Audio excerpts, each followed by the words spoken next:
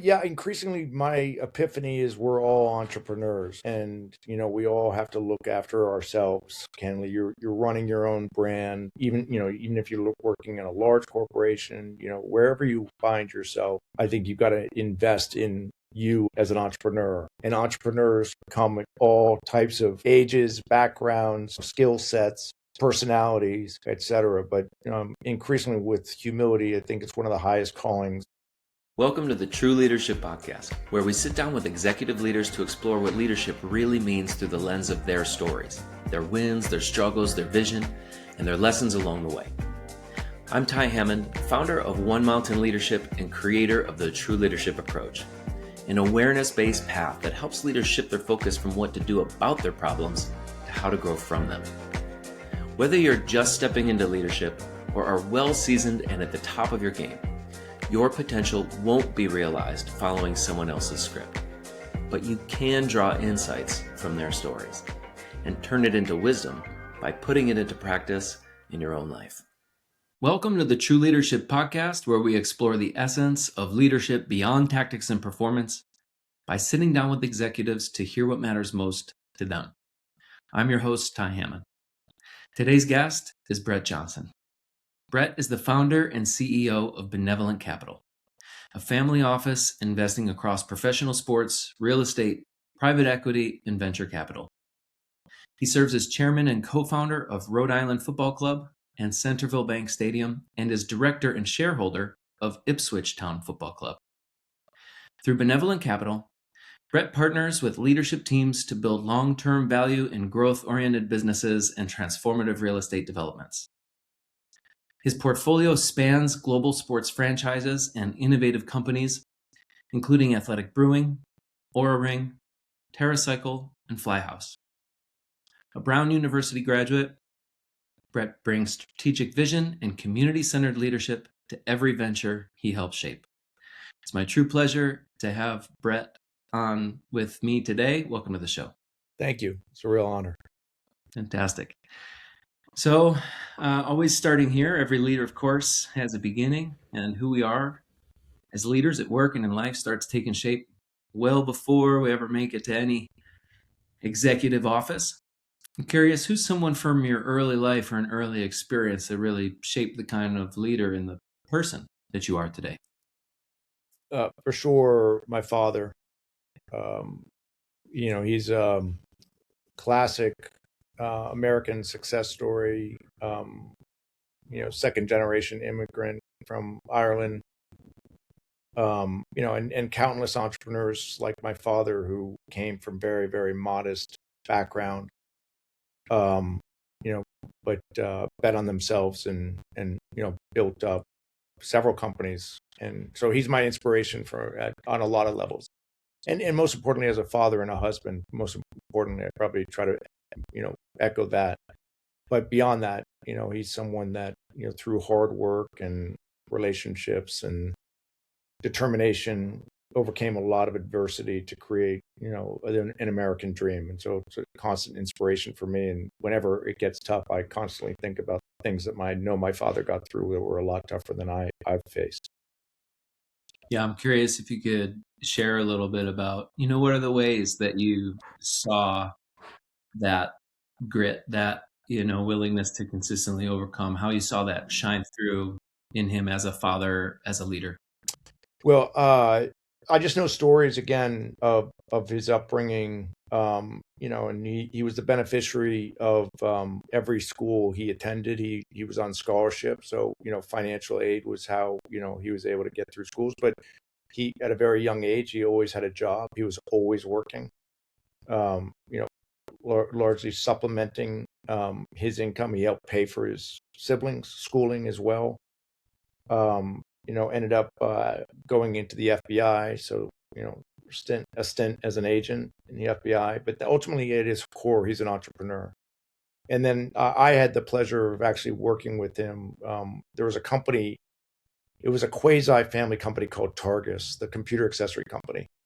A guy in England who invented the very first portable computer carrying case. And my dad and that entrepreneur had a partnership with each other. And ultimately, my dad asked me to join the company. and I did, and I had a blessed run while I was there. I ran all the international business from London, and then was brought back. At the time, the company had actually been acquired by a private equity business, but they brought me back to Southern California to run the entire company, which I did for 5 years, and then we sold it. But long way of saying, my dad and I worked closely with each other. I saw a side of him that my twin brother and my other siblings, they didn't work at the company. So, being seat to seat, or, hip to hip with him in countless meetings, in different examples, seeing the way he comports himself, his demeanor, and in many respects, his optimism and confidence. And it serves me very well today relative to, again, who I try to be and how I look to try to emulate him. Sounds like a really unique experience, sort of seeing your father from afar as this entrepreneur and then really getting the opposite, or really getting the opportunity to work beside him.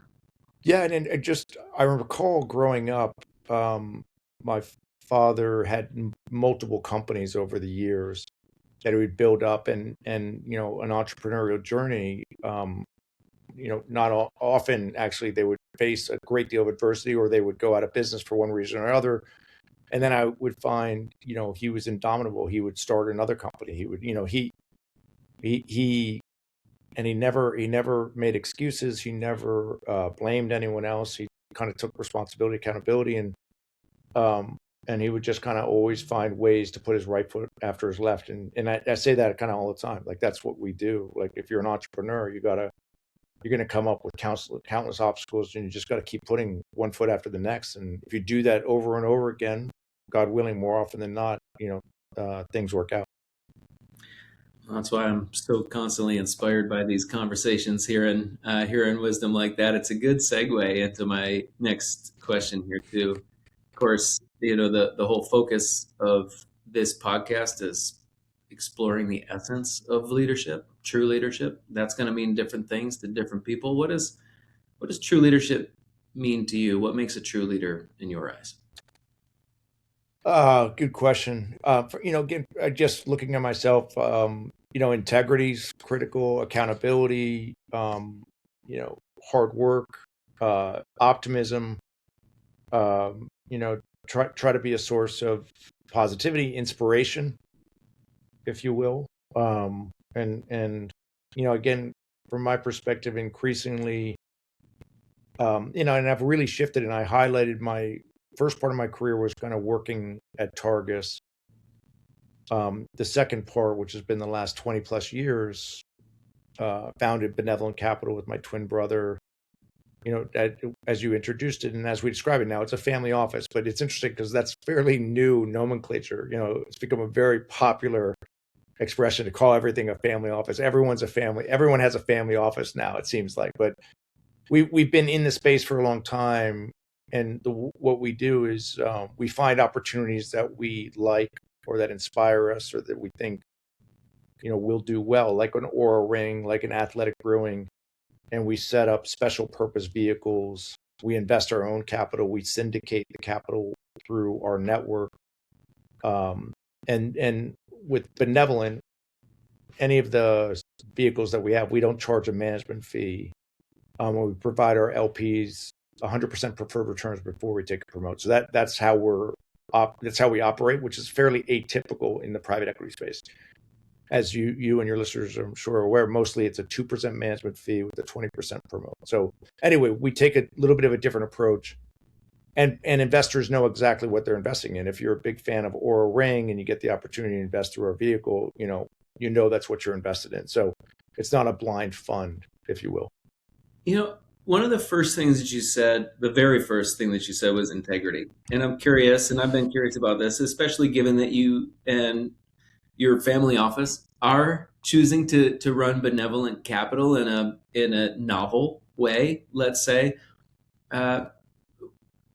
What is a way in which integrity has shown up in your current venture, and how you are doing something differently? In other words, integrity is a word that we say, but what does that actually mean? What does that look like in your world and in your leadership? I could try to say this with complete humility. Like I really do try to live as authentic and have as much integrity relative to everything I do with whether it's with my wife and children, whether obviously it's from a business perspective.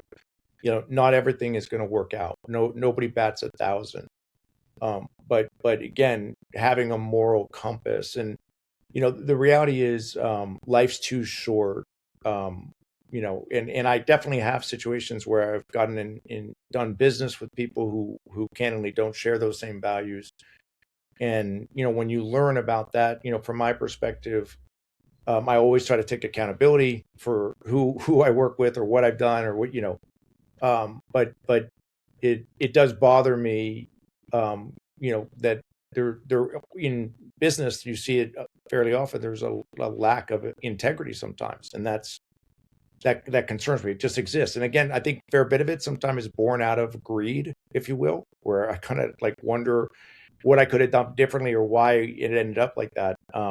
So not to go too far down the rabbit hole, but again, I believe strongly in karma, and I constantly, at least from my own like all I can do is control my actions and try to live as authentic and in as I say, integrity filled life as I possibly can.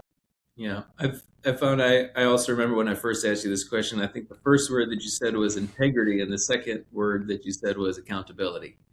And you said it again here as you expounded a little bit on integrity. And it's my sense too that those two things that accountability is necessary in order to be in integrity, that willing to look at our own contribution. I think I heard that from you, and maybe I'll just pull this particular piece out because I think it's important. When I heard you say, well, sure, like maybe you get into and you see other people out of integrity, but I heard you say, and it was my decision to get into business, right? There's always that, what is my contribution here, that I think I really heard in I that. try to take the lessons from it. I really do. And again, I and I know, like, when I talk about accountability, and it's partly why I love being an entrepreneur, and candidly, the way I describe it is, I'm betting on myself, for lack of a better expression, like, and I'm doing it over and over again, and I can handle if something's not going right, and oftentimes it's not going right. That none of this stuff is easy, but it's easier for me when I'm betting on myself, if you will. Where I really got frustrated in the past was putting money or an investment behind someone else's dream or vision or business, and then kind of recognizing if it wasn't going right, I had no control over it, or maybe they don't have as much commitment as I thought they would, or candidly as I probably would if I was in that position. So anyway, that's where I feel so at peace relative to where I am and what I do, because as I said, I'm at a stage of my career where I've got the blessings of being able to back myself and convincing others that want to come along with me, because I'm always raising capital for the different ventures that I'm a part of. And that's again where I do try to treat it sacred. I'm not going to bat 1,000 on everything, but more often than not, I hope and pray to get it right. And as I sit here right now, I can kind of celebrate a bunch of wins that, not too long ago, you might have looked at differently and said, you know what, maybe this is not actually going to come to fruition. Well, I know even from my own experience that getting to that place is often a windy road. I'm curious if you could share about a time, a turning point in your own journey, maybe a time when you realized that your current way of living, was no longer really meeting the demands and work of life, and you needed to really grow or lead in a new way. Well, so I talk about an entrepreneurial journey, and I've seen this and I've read a lot about it. Um, Almost any entrepreneur, I mean, almost without exception, is very, very difficult. I can't cite one, but I'm sure they exist. But it's almost impossible to find an entrepreneur who doesn't have some story of a just exceptional adversity where their back was against the wall, and they had to kind of figure a way to trade through it. And candidly, I'm no exception to that. I've had a lot of moments where waking up in the middle of the night with the proverbial primal screams, completely over levered financially. And I think that is the universe testing entrepreneurs. And if you can get through that gauntlet, then I think on a relative basis, you can handle the next level or next wave of adversity. And I, again, speaking for myself, I had a very difficult challenge initially when I had a professional soccer team in Phoenix. I was playing in the wrong stadium in the wrong location, but was able to trade through that. And that gave me more confidence for when I pursued a project in Rhode Island, building a stadium with a professional soccer team.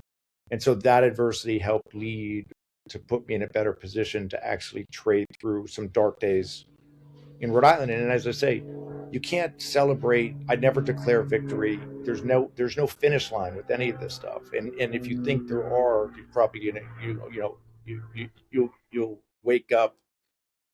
Anyway, again, I try to always stay hungry. I try to stay humble, and I start to recognize, like, anytime if I feel like I'm getting complacent, I really start to look over my shoulder very quickly and try to just again, because I'm afraid of my own shadow, and you just hope that, and again, they're just things out of your control. But in general, where I am today, in particular, because of getting some of these projects done, it's now opening up new opportunities, which is the good news, which is to say that as an entrepreneur, if you can trade through this stuff, all of a sudden it's amazing what the universe can start to open up for you.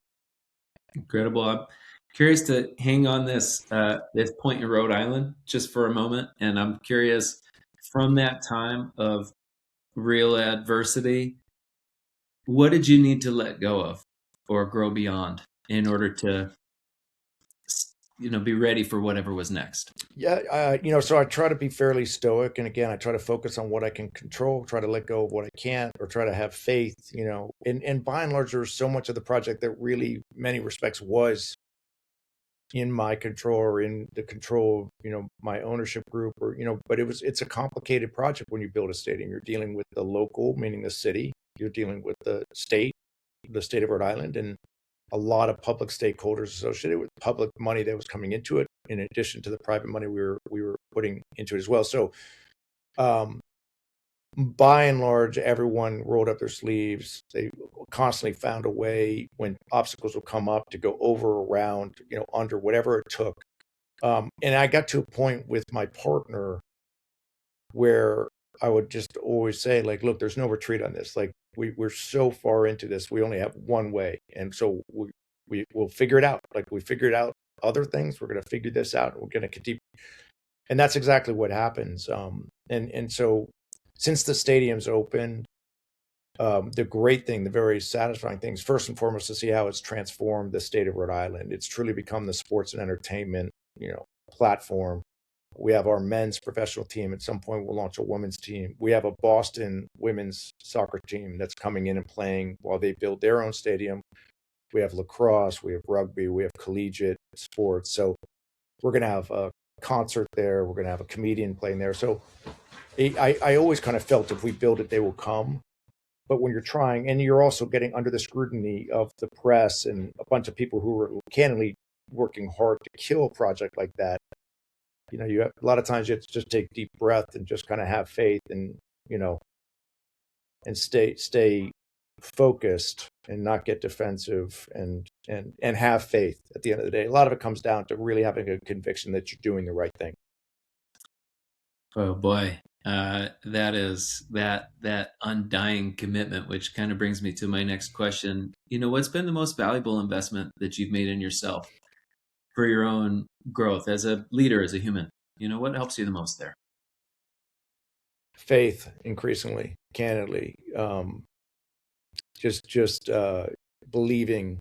To get religious, I believe in God. I believe things happen for a reason, and I have faith. And and I literally try to give thanks, in all circumstances. Like, and the truth is, sometimes when something doesn't go the way it should, it takes a little while to realize, but ultimately you can look back and say, man, that was a blessing. I dodged one there. Like, God was looking after me. So again, that's increasingly, from my perspective, I've grown more religious over the years as I've grown older, because I've seen it time and time again, in terms of how things have worked out for me. And so just trying to understand that things happen for a reason, and hopefully um, just kind of understanding that, and having faith that I'm doing what I'm supposed to do, who I'm supposed to do it with. But by and large, as I said, I wake up and try to judge myself as a husband and a father first and foremost, and then, but very proud of the stuff that I get to do and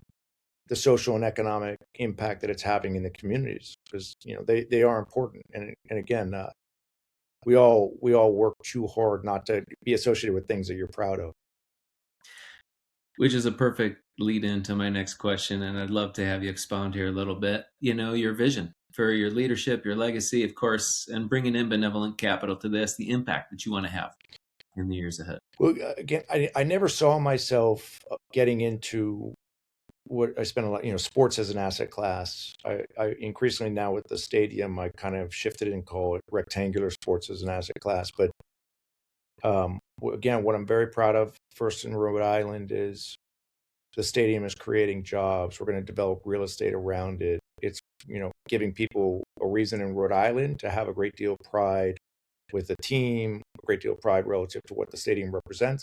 It's bringing economic dollars and tourism. It's shining national light on the team because of the television broadcasts, and et cetera, et cetera. So there's a positive flywheel that comes as a result of it, which I'm very proud of. And it's been a transformation. In a city, we focus on our stadiums in Pawtucket, Rhode Island. They lost their baseball team. They lost Hasbro, the big toy company was headquartered there. They moved to Boston. They lost their hospital. Into that came our team, came our stadium, came our real estate development. And so we're kind of salvaging, if you will, the trajectory of that community, and with humility, giving people a reason to move there, to work there, and giving other developers incentive to come into that market as well, which is important. Ipswich, my English club, we bought a team, for your listeners that might not follow foreign football, that had been relegated twice. It had been lost and went down to the third level of English football. We bought that club. It was historically one of the greatest clubs of all time in England. Won the Premier League, won the FA Cup, won the Champions League, but had been, again, relegated 2 leagues from the Premier League. We bought it. We put a new CEO in. We invested money in it. We fixed the stadium up. We ended up getting promoted twice back up to the Premier League. For the sake of full disclosure, we were relegated back down to the Championship, which is no shame in that. It's actually fairly common. We're now working hard to get back up to the Premier League. But the broader point I'm trying to make is we've reversed the fortunes of that club, which, for better or worse, right or wrong, has literally reversed the fortunes of that community and that global fan base. And so, again, I'm very proud when I go into that community now and see how vibrant the economic ecosystem is around the stadium, because it's important, not just because there's something intangible about what it means to be involved with a team that is winning again, but also just in terms of the investment that comes around, if you will, an asset that's going up and to the right. Well, I just want to express how refreshing it is to hear someone, on the venture capital side of things. And what's so apparent to me is the real care about the community there and everything that you have that really shines through. It also, I just want to say, sounds a little bit like one of my favorite television shows of all time. Ted Lasso. I always say it took Ted Lasso for my wife to truly understand like offsides and promotion relegation. Through watching, she really started. It was the best education for my wife, understanding part of what I do. Fantastic.